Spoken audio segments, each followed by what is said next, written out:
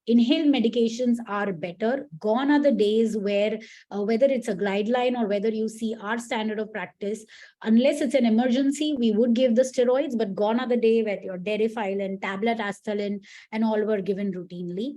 Controllers are as important as reliever, and ICS is as important as SABA. Now, building up on this, what I mean when I say reliever and controller medication, reliever is it's a bronchodilator, quickly relieves symptoms, rapid onset of action, short duration of action, to be used as and when needed. And a controller medication is an anti-inflammatory, prevent asthma symptoms and attack, may have delayed onset of action, long acting, and to be used on regular basis. Very often we see patients for, like, I saw somebody this week, asthmatic, she's 34, came in with a severe exacerbation, came to the ER, took steroids 2 times. And when I asked her, okay, she knows she's asthmatic, but she's been taking her MDI Astalin for the last 15 years, and has sometime 15 years ago, someone must have diagnosed and not gone to the family doctor, not gone to a specialist. And the treatment has drastically changed in the last 15 years. And we would no longer give the plain Astalin inhaler also to our patients, because we have now understood that along with the bronchodilation, targeting the inflammation is also important. So I'll spend a few slides on inhaled therapy, which is going to be common for asthma and COPD both. But in the sequence in which we introduced the molecules is important. So short acting, long acting, or ultra long acting LABA, that is beta agonist. Short acting, long acting, ultra long acting antimuscarinic, or the LAMAs, and inhaled steroid. These are the 3 components when it comes to in whatever molecule you're giving, whether you're giving nebulized. These are the 3 main things that we are giving, whether now that's short acting, long acting, ultra long acting. And we are spoiled with the number of devices and number of molecules we have now. It's just about identifying the right patient and giving the right inhaler, right molecule to the right patients as per their requirement. So beta agonist causes bronchodilation. You can see this is a normal airway. When there is an attack, you give the beta agonist, whether it is salbutamol, levosalbutamol, or formoterol, salmeterol, indacaterol. These are once a day, 24 hours acting bronchodilator. The airway inflammation is the same, but the smooth muscle has relaxed. Similarly, antimuscarinic, the LAMAs, whether it's ipratropium, short acting, tiotropium, 24 hours, glycopyrronium, based on the dose, it will be once a day or twice a day, and umeclidinium, it is once a day inhaler. But predominantly what they are doing, they are causing bronchodilation and mucus, reducing the mucus production. So because all these yellow dots are where the antimuscarinic receptors are there, and this sort of blocks it. Airway smooth muscle, the vagal tone of the airways improves, reduces, so there's bronchodilation and some effect on mucus hypersecretion also. What does inhaled steroid does? Again, whether it's beclomethasone, budesonide, fluticasone, cyclisonide, mometazone. So each steroid has its own property, but in the end, they are all the steroid component of the inhaler. It reduces the inflammation, opens up the airways. Again, can affect the mucus production also. Of course, this will not work on the smooth muscle. That's why in mild disease where it's only inflammation, you can do away with only giving the steroids. But when there is bronchospasm also, you need to give the steroid along with the bronchodilator.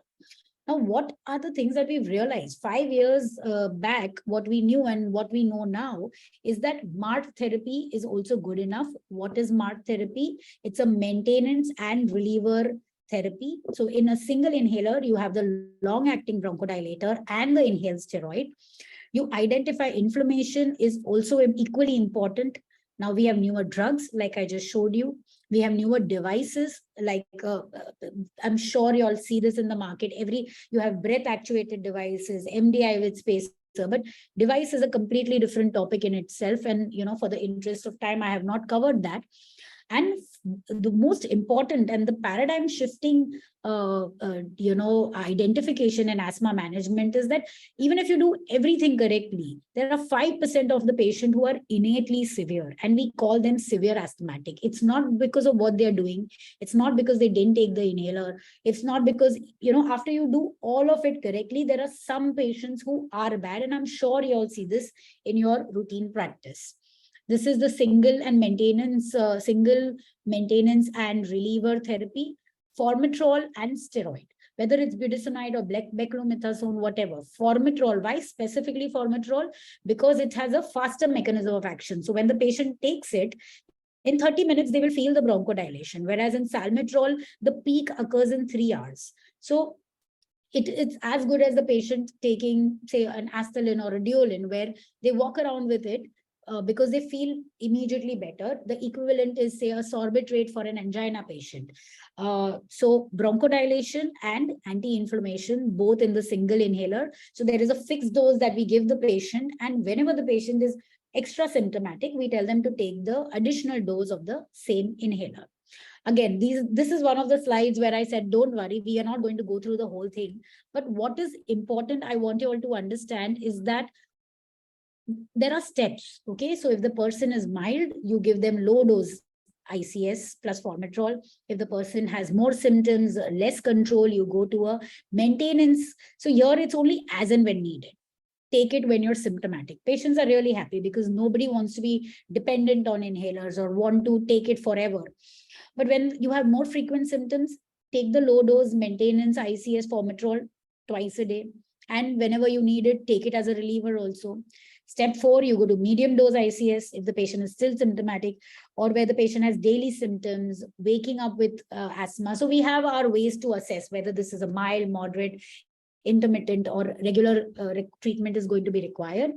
And when the patient, if the patient is already on a moderate dose, still exacerbating, frequently require oral corticosteroids, or there are patients who are on that, Visalone tablet, Defcort tablet every day, or they say that, oh, we cannot leave the house without this tablet, or they're getting hospitalized every time. And what they do in hospital, put them on nebulization, give them IV steroids. So people who need steroids very often, or are dependent on steroid, or the moment you reduce the steroid, they become uncontrolled. These are the patients who need step 5 treatment, where you're already on a high dose ICS LABA. You can add a LAMA also. You can add the other, your theophylline, your leukotriene inhibitors, Montelukast, cetirizine. And the main thing is the biologic treatment, which is the new thing in asthma management. Again, another thing I want you all to understand is that ICS and LABA is the mainstay of asthma treatment, which is not the case in COPD. We will see that in subsequent slides. Now, severe asthma, we know that many patients are not controlled, but very often they're not controlled because they are not diagnosed correctly. Along with asthma, they have a cardiac component not addressed, so address that. Along with asthma, they have reflux not addressed. Please address that. Along with asthma, they have 40% patient will have allergic rhinitis also. So they'll say that, oh, I'm not breathless, but I still cough. So address all these comorbidities. They are smoking. Smoking cessation has to do. So you do all of it. But still, by definition, if the patient is taking treatment, still there will be 5% patient who are severe asthma, uncontrolled despite maximum treatment. You need to identify what is driving the inflammation in these patients and give them targeted therapy. What is targeted therapy or biologic therapy? It is not something new in rheumatology. Even in India, we've been using this. Rheumatologists have been using it for decades. In cancer, there's immunotherapy. You identify what inflammatory pathway is active, and there are molecules which target those inflammatory therapy. What is in general important to understand is that they are add-on therapies. So your patient will take the inhaler, or everything continues. You're just adding the biologic treatment. They're injections. Only one molecule so far is IV. Rest all are subcutaneous to be taken like in insulin. They block a particular cytokine or alarmin in the inflammatory pathway.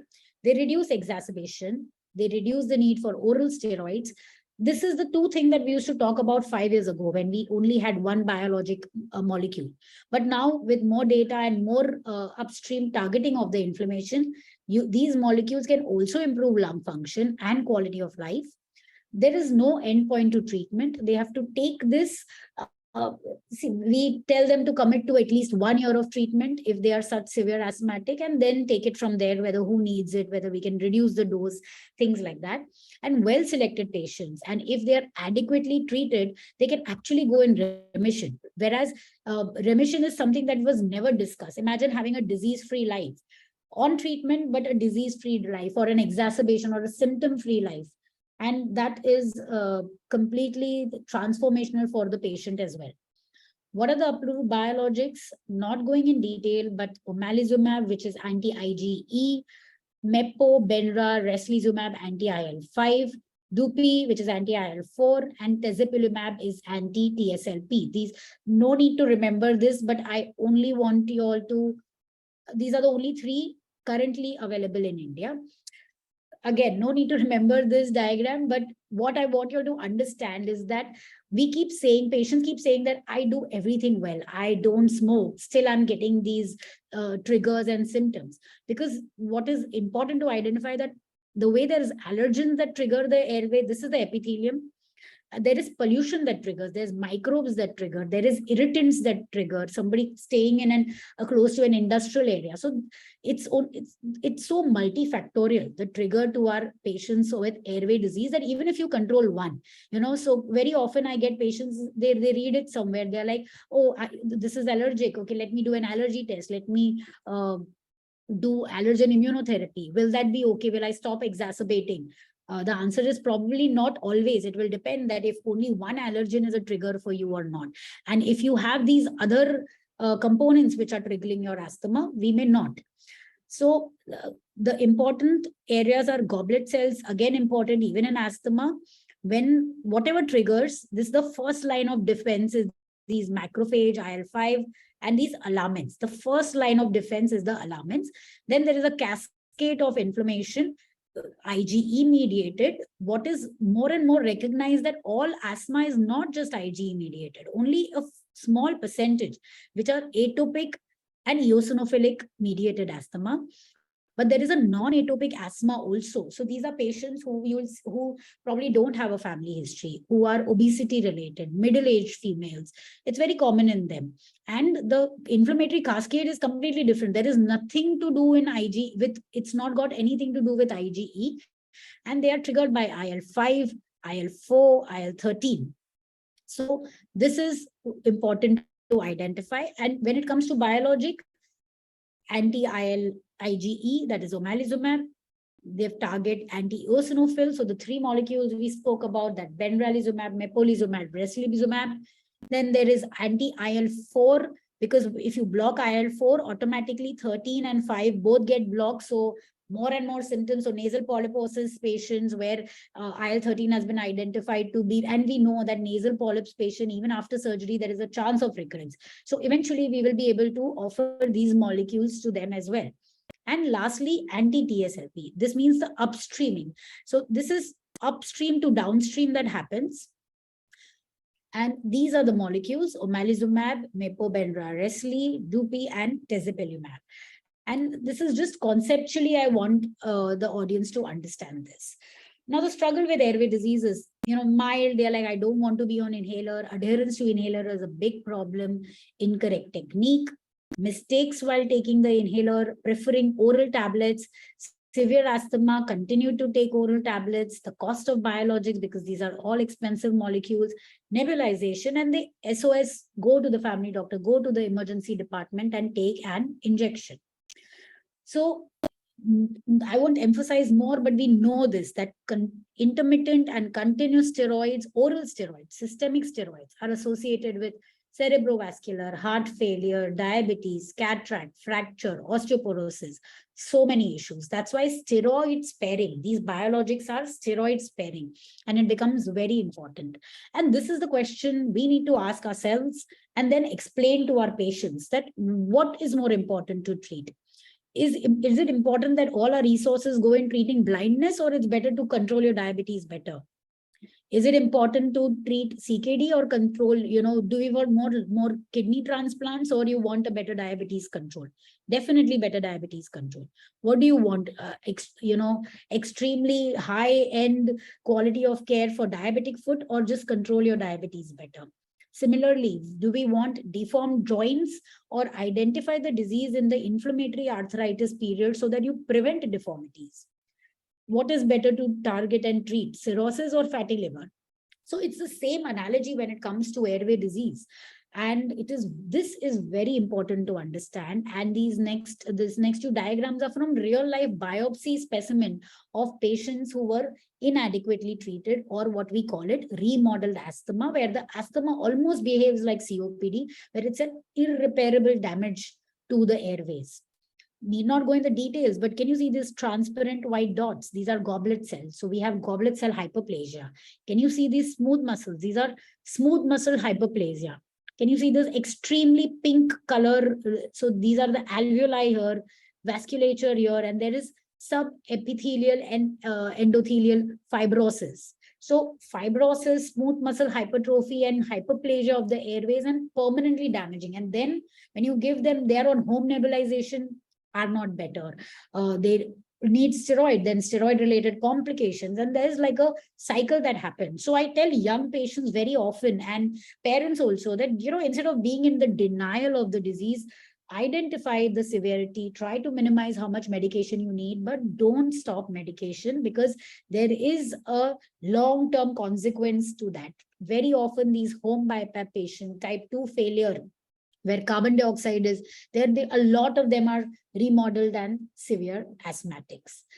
And to summarize the current management and future when it comes to asthma treatment, allergen goes to antigen presenting cells, which go to T2 cells. There is cytokine, blah, blah, blah. There is inflammatory thing, whether it's eosinophil, mast cell, basophil, and these are the small granules. And they degranulate, and that's when you have the inflammatory mediators release. What we do when we give inhalers and the montelukast and the derifilin, etc., we working at this level. So after the release of inflammatory cytokines, they go to the airways, they cause swelling, they cause spasm. And pharmacotherapy, we do this routinely. This is what doctors are doing.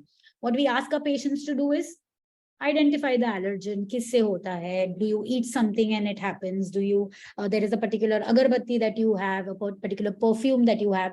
Avoid the allergen. This is what we ask our patients to do. In some cases, mild disease, if we know that only house dust mite is causing the triggers, and we can give immunotherapy, desensitize the patient to that particular allergen. But the future is here, where you identify that what is really causing the trigger in the patient and target it at that level. And this is almost like targeting the deformity and not the inflammation, which is a big paradigm shift when it comes to airway management. Again, no need to read all this. I just want to say that this is the airways inflammation, but this is what we are targeting: hyperresponsiveness, remodeling, mucus production, smooth muscle constriction, hypertrophy. So all our efforts, yours and mine, have been at this level, but we are identifying the importance of this cascade here, identifying which cascade is most hyperreactive in our patient, and targeting this treatment. Now, this is common vaccination, allergy testing, nebulization. If there are any questions related to this, we will take it in the Q&A, but I will move forward in the presentation, moving from asthma to COPD. So are they the same thing? Commonly, there is a 10% patient which have an overlap, we agree. But otherwise, COPD is predominantly neutrophil mediated disease, whereas asthma is eosinophil and IgE mediated. Airway hyperreactivity is there. There is no airway hyperreactivity. So a COPD patient is symptomatic, will stay symptomatic most of the time, but there will be worsening. But it will never be that the COPD patient is all right and suddenly has an attack. Whereas in an asthma patient, they'll be all right today, season change, will come down wheezing and not even able to walk, one flight of stairs. Not much in PFTs, you will not see a bronchodilator response, whereas you will see a bronchodilator response in asthma patient, and not corticosteroid responsive generally. And there is a significant corticosteroid response in the asthma patients. What is different is that for the longest time, we've told our patients who were smokers, and okay, if you smoke, there will be COPD, which is true, but it's not the other way around. If you have COPD, does not mean that the patient has always been a smoker. We have identified that there are genetic factors, alpha-1 antitrypsin deficiency, other genetic variation causing COPD. People may have early life events, severe pneumonia in childhood, especially RSV, herpes, viral bronchitis can eventually slow growing lung. We can have, for the age the lung function is inappropriate, premature birth, they can have COPD. Cigarette smoke is just a part of the COPD etiologies that we are coming to know. And it's not just cigarette smoke. We're going to see more and more of this vaping, the hookah smoking, cannabis, exposure to in utero and passive smoking also is important. Indian household, indoor air pollution, whether it is the incense sticks for the dhoop that we do, the havans that are conducted in indoors, patients, the biomass, the chulas that women use in the villages, the cow dung cakes that are used as, so all of them are contributing factor to COPD. Asthma COPD overlap as well, and COPD of unknown origin is also important. Now, the way the etiology is different. Again, I'm not going to go over this slide, but the pathology, just look at even if you read the name, there is no mention of IL-5, there is no mention of IL-13. So completely different inflammatory pathways. There is bacteria, this is the epithelium, completely different, not a single common. Of course, there is this, there is a neutrophilic predominant asthma also. This Th17 is common, but it's a predominantly Th1 mediated disease. It causes fibrosis, alveolar wall destruction, mucus hypersecretion. So yes, there is some commonality, but they are completely different things. The cough that comes out in an asthma patient and COPD patient is also different. And in the next few years, this probably will be in the next update. We're targeting the mucus, understanding the type of mucus that the patient has will also determine the disease. As you can see, the asthma cough does not have too much of, DNA, actin. It's just proteins and mucin mediated, whereas the COPD one is it has more bacteria, actin, DNA, and a cystic fibrosis, where again a different topic altogether. But the problem here is a gene which is very important, and the mucus becomes very thick. There's a lot of bacteria, a lot of DNA, a lot of actin and mucin. So even the mucus between asthma and COPD patient is different. And the pathology wise, this is the hyperinflation that are not, and this hyperinflation we see in an X-ray also. And when we do CT of these patients, there is emphysema, air sacs, literally holes in the airways that we see. And this is what it looks like. There is large pockets of air which are then picked up in the CT also. And this is how the way you see in asthma, we had categorized them as stepwise, depending on the symptoms, the type of medication we needed. Here, you are categorizing them based on lung function, exacerbation, A, B, C, D. Earlier, we used to have C and D, but now there is E. What is important is how many times they exacerbate and how much symptoms they have. Drug-wise, it looks the same, right? Levosalbutamol. So again, components are three: bronchodilator, antimuscarinic, and inhaled steroid. But what is important is that in group A, you'll only have so mildly symptomatic, not exacerbating COPD. There's only bronchodilator. There's a long-acting LABA-LAMA combination in group B. You'll try and maintain the group E, and frequently exacerbating and symptomatic patients also. Consider the ICS only if the blood eosinophil is more than 300, where you feel that there is some role of anti-inflammatory also. But if the patient is predominant dyspnea, there will be, switch over the devices, go for the longer acting molecule that you have. But if the patient is exacerbating, there will be a role of inhaled steroid also. And then if the patient is a smoker, former smoker, you'll try the azithromycin, and or there is chronic bronchitis predominant, there will be rofumilast. Sorry, this molecule was available. It was a good molecule, but it's not there. It's been out of the market for a while. And unlike asthma, of course, the non-pharmacological methods are also important in asthma, but it is of utmost importance in our COPD patient, where we want them to have smoking cessation, a lot of physical activity. Pulmonary rehab is a big and underutilized tool when it comes to COPD management. Make sure that they are updated with their vaccines also. And other along with these non-pharmacological, there are surgical. The way you had biologics for asthma, the biologics are being studied in COPD also, but only in the component of COPD patient where inflammation has been documented, whether it's in the form of asthma COPD overlap, whether it's because the COPD patients has high FeNO also, or whether the patient has a high blood eosinophil counts frequently exacerbating. Some trials of biologics in COPD also, but otherwise it is such a mechanical thing. You want the lung volume reduction to happen. Not routinely happening in India, but there are endobronchial valve, surgical lung volume reduction surgery, and it all depends on the CT, whether there is, heterogeneity, upper low predominant, and which is why for severe disease patients, I would get CT done from a center which is able to understand and is able to give me these reports, whether what you mean by CV is the collateral ventilation they have to identify. FI means fissural integrity, because these are the things on basis of which I will identify whether a particular patient of severe COPD will benefit from a surgical intervention or not. And this is where I think assistance of family physician is very important. Home rehabilitation, home nebulization, whenever they come, you have to, these tick box have to happen, whether they're using it correctly or not. Adult vaccination, home oxygen, home BiPAP. These are the important factors. So to summarize, I think early diagnosis is important, but it's equally important to understand the inflammatory pathways which is causing the disease in our patients. Irrespective of the ideal treatment, 5 to 10% of asthma patients will have severe disease. So it's imperative that we identify them, work them up for the phenotype and give targeted therapy to them. Short-term and long-term steroids should not be acceptable for our asthma patients. Do not give steroid to COPD unless they are phenotype and identified, or even during exacerbation, but for a short duration of time.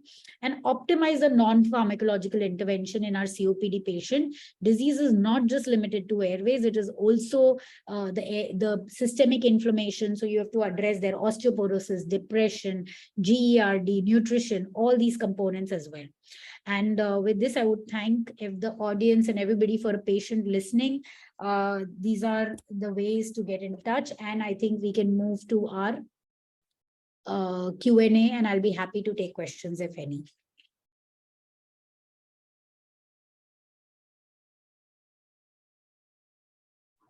Thank you very much, Dr. Sonam, for a very lucid presentation. I have two questions. One is from Dr. Ravindra. In a patient of asthma and or COPD, can we use injection diclofenac? Yes, so NSAIDs are one of those diseases which are with caution. So if you do not have any, it's not that every patient of asthma, if you give them an IV diclofenac, they will have a reaction, but it is one of those diseases which we want to avoid. So if you have the choice of giving any other molecules, it's better to give that rather than a diclofenac. COPD can be used, not necessary that it will always cause a bronchospasm. Aspirin, similarly. Yeah. Sorry, go ahead. Please go ahead. Yeah, aspirin, beta blockers, these are the other group of medication that you want to be careful with your asthma and COPD patients. His other question is glycopyrrolate specific for asthma? So Sorry, specific for COPD. COPD. So glycopyrrolate is a LAMA, long acting antimuscarinic. So yes, it would be introduced sooner in a COPD patient and only later in an asthma patient, where you've optimized the inhaled steroid and bronchodilator component of your treatment, and still the patient is not controlled, then it will be worthwhile adding the LAMA as well. But first line in COPD patients. Then Dr. Leena Chopra is asking, is it advisable to do allergy testing in 4 to 5-year-old kids? Because a lot of patients nowadays want to do allergy testing. Right. So briefly on allergy tests, so there are two things. One are the blood allergy test, the RAST. There is something called FADIA-TOP available in the market, where they have taken they've just taken common pool of allergens in that area and made a kit out of it. And they are blood based. They are not very specific. Still, the standard would be a skin prick test. With children really depends. If they're having mild to moderate symptoms, or if they're having trigger, I would do it. Otherwise, it's not contraindicated, but you're pricking the child for so many things. And now when you talk to the adult, there are 50 pricks. You'll have to narrow down whether you want aero allergen, whether you want food allergen. And as per the international recommendation, it is not always recommended. Only if you're having really life-threatening worsening, and you know that today the patient is better, tomorrow is such a severe thing, kuch to trigger hai, that's when you try to identify. But I do not do it routinely at the request of the patient, because I know they think that allergy hai, let me identify what is the allergen and avoid it. Because if you are allergic to 6 things, what are you going to do? It doesn't change your management at all. Dr. Nimi Dorani is asking, can we advise, role of pranayam in respiratory disorders? So it is very well established, more in COPD patients, because the diaphragmatic functioning, etc. And you want, one of the key things that I tell patients, and I think most of us, that the pattern should be that if you're inhaling for 5 seconds, breath hold for 6 to 7 seconds, and exhale for 8 seconds. So your expiration has to be more prolonged than your inspiration. That is the key message that you have to give. It may not, unless it's remodeled asthma, it will not affect so much in your asthmatic patients. It's not contraindicated. They can do it. There are multiple benefits other than just the pulmonary diagnosis of pranayam. So it's not contraindicated, but it will be of very much help to your COPD patients and ILD patients also, upper body exercises and breathing exercises. Can we advise exercise to asthma and COPD patients? Absolutely. It's like you saw, physical activity is one of the main recommendation in the COPD patients, non-pharmacological methods also. This was Dr. Ajita. Now, Dr. Aarti Mehta asking, how do you identify inflammatory pathway? Right. So, 2-3 things. Ideal is that induce sputum. It's done in one of the centers around the world. We don't do it in India, but the type of sputum gives a lot of information, whether it's a lot of eosinophils or not. That is one. Second is the history. If someone has childhood onset asthma and I'll multiple triggers, family history, I'll know that this is allergic phenotype. IgE sometimes help. Allergen specific IgE also will be able to identify that this is the allergic phenotype. Blood eosinophil, simplest method to identify. And it is important to know that it's not the blood. If you've given the steroids, if patients come to the ER, take the hydrocort, and then next day they go for CBC, the eosinophils will be depleted. So if you are able to do the CBC before you start the systemic steroids in an exacerbation, blood eosinophil gives you good important. Pheno is a very good test that will give you an understanding of the inflammatory phenotype of these patients also. So these are the few ways in which we do it. Thank you. This question is little longer. 54-year-old female, postmenopausal, no diabetes, hypertension, thyroid, no other issue. Only has tachycardia between 90 to 110 per minute. Osteoporosis, varicose veins, complaints of chest tightness, and always need to clear the throat. ECG, 2D echo, everything is normal. Lot of sneezing. what can be done to this patient further in Right. respiratory? Now that we have ruled out cardiac, Correct. we do spirometry or what should we do? So yes, and specifically what you're saying, this frequent throat clearing. Yeah. In clinic, even I ask the patient that, do you need to do this? People are doing this year in and year out. This is very commonly a post-nasal drip. So in this particular patient, yes, because it's such a long-standing history, I would get an X-ray done normally yoga, but you do a spirometry. And if the spirometry is also not picking up, and here the symptom is, if breathlessness is a symptom, again goes towards lower airway, but if only this cough, irritant, throat clearing, post nasal drip is also very significant. Sometimes nasal sprays help this patient quite a lot. Which should be preferred, inhaler or nebulizer in asthma patient? Inhaler, I think without a doubt. I know this is not the trend. Patients feel nebulizer is temporary. The acceptance, yeah, I know we'll take it for a few days, and a lot of resistance toward acceptance of inhaler. But there are studies where an MDI with a spacer, so not a simple MDI where the technique is incorrect. MDI with a spacer is equivalent to the nebulizer. It is cost effective, less time consuming, easy to get complicated, infected. Only if the patient is not having a good breath hold, extremes of ages, someone with a hand deformity or someone who's bedridden, I would use a nebulizer, but otherwise hands down inhaler, and if possible breath actuated inhalers. Dr. Arti Mehta asking, are we studying sputum to differentiate asthma and COPD in practice? Yes, we would love to. I mean, I had recently met one of Indian origin scientists in Toronto, and I think he publishes the maximum work pre-COVID. Even I was scheduled to spend time there. And I mean, their practice is so accurate. Patients are not better, induced with the sputum, see what is the inflammatory pathway and give the targeted therapy. But in India, when we tried to set up these labs, because the patient is made to cough in the thing, no? So we have tried to induce sputum and then tuberculosis, this, that. So in practice in India, currently, no, hopefully in the future, but it's a very good way.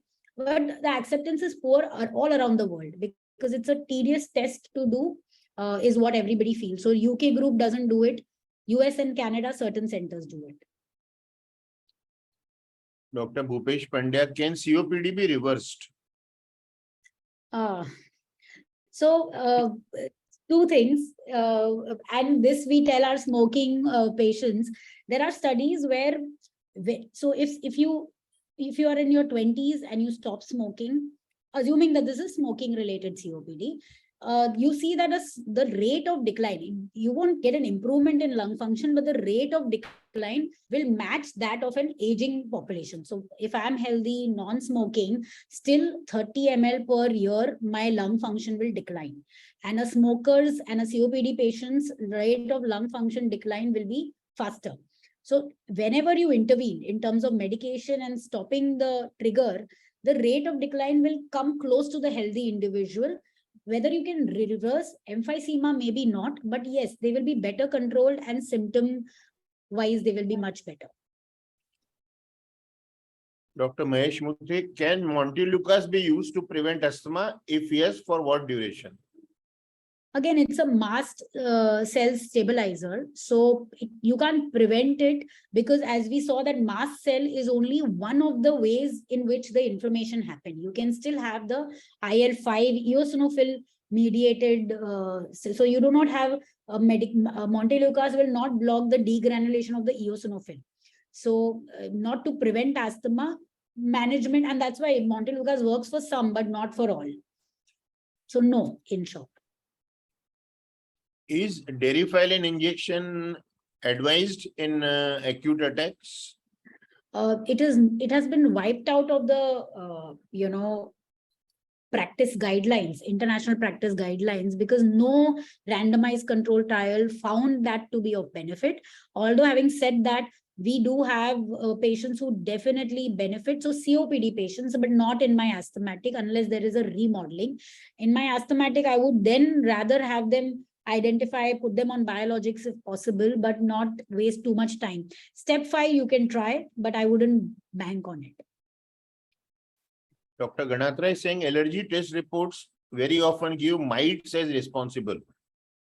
How to proceed? Does treatment change or we have to get rid of mites? In general, it's best to get rid of mites, but like the way in monsoons right now, we are close to the sea, the humidity will be higher. So try to identify surfaces in the house where so I tell them no fur blankets. Kids also do not keep the soft toys and rugs and all in your room. That is one way. Use the dehumidifiers. There is some evidence of that. Air purifiers, no big randomized control trials. So the recommendation is moderate evidence. But HDM, if you get it in allergy test, sublingual or subcutaneous. So immunotherapy, that is desensitized therapy. If the only trigger is the HDM, there is good evidence that your sublingual immunotherapy can work for HDM, house dust mite. So that is one of the indication to give the HDM immunotherapy. Dr. Ganatra and Dr. Sonam, what I do is if the patient has a vacuum cleaner at home, I ask them to vacuum the mattresses, the corners and everything. Absolutely. And this way try to get rid of mites. Dr. Mahesh asking how monsoon triggers asthma in some patients. So two ways. One, as a season, it can trigger. Like for some people, the pollen season is a trigger. For some, the winter is a trigger. Other thing, humidity level increases. Concomitantly, house dust mite level increases because of the immunity. That is another way it gets triggered. And frequency. So all are viral infections. So which is why even family doctors get a lot of URTIs, because with monsoons, your viral infection also peak. So that becomes another trigger for asthmatics. Dr. Shalini asking which inhaler is effective in a young asthma patient. Young pediatric less than 6 years, we will start with a simple steroid inhaler and then add the bronchodilator as and when required. So you'll probably a low dose budesonide and then give the asthalin, levolin, levosalbutamol, salbutamol, SOS. If the frequency increases, then move to a moderate dose ICS. If the patient is then almost 10-12 years, give the ICS-LABA combination. Dr. Ganatra again, how important is the post-nasal discharge as a trigger of asthma? Very important, and we see this in practice. And the way to identify is that breathlessness nahi hai, ye wo, the cough is a throaty cough, not very from the chest, not too much wheezing. PFTs or the peak flow meters are not too bad. And then post-nasal drip is a very important symptom.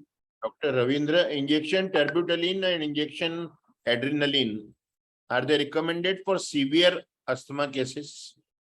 Absolutely severe cases. And these used to be during, when people were inadequately treated. So which is why if in the mild to moderate severity of patients, when you start the anti-inflammatory or the inhaled steroids and not depend too much on the bronchodilator, hopefully such sort of status asthmaticus shouldn't happen. So I'm 8-10 years into practice, and when we talk to our bosses, earlier ICUs used to be full. I'm sure many senior practitioners, ICUs used to be full with asthma exacerbation, which you'll not see today because we have better treatment, and very rarely they will go on the ventilator. The way with NIV, we can manage type 2 respiratory failure better. They get into COPD patients are also getting intubated less and less. And with home NIV, they are not getting hospitalized also that frequently. So very rarely, but we've got better ways to prevent it. Any medical management of recurrent nasal polyp? Yes, the way I said that inhaled steroid, the Montelukast, they are the add-on treatment. Very severe case, you'll need oral steroid for the polyps. But identifying, and these biologics have been studied, and some of them are doing good for the nasal polyposis also, if it is allergy mediated. Or even if eosinophil, if you establish that eosinophil, there is nasal pheno also. So biologics will do well. Dr. Hitesh is asking, can we use Montelukast in pregnancy and lactating mothers? So yes, you can use Montelukast in pregnancy. Although again, if you see the steps, Montelukast, people prefer to take it because it's a tablet, but it's better still to try manage it with the inhaler and give the oral tablets only when it is required. And injection of adrenaline, last question, is in resistant asthma as against acute severe asthma. Yes, so when you're pushed to the corner, you can use it for the bronchospasm. You will give the IV steroid also. It takes about 6 hours to act. Till then, you can give the injection adrenaline, but the idea is to not reach that stage at all. Thank you very much. Friend, just to tell you that as our tradition, this video will be available on YouTube for eternity. Thank you very much, Dr. Sonam. And again, friends, to inform you, Dr. Sonam is obliging us again next month, 10th of August, for diagnosis of tuberculosis. So please spread the word around. We want a better audience, bigger audience. Thank you very much, Dr. Sonam. No words to thank you. And the interest with which you answered all these questions. Thank you very much. Most welcome. Good evening, everyone. There are a lot of thanks. I'm not reading that. I just read the, yeah. Yes. Thank you. Thank you, sir. Thank you, ma'am. Suresh.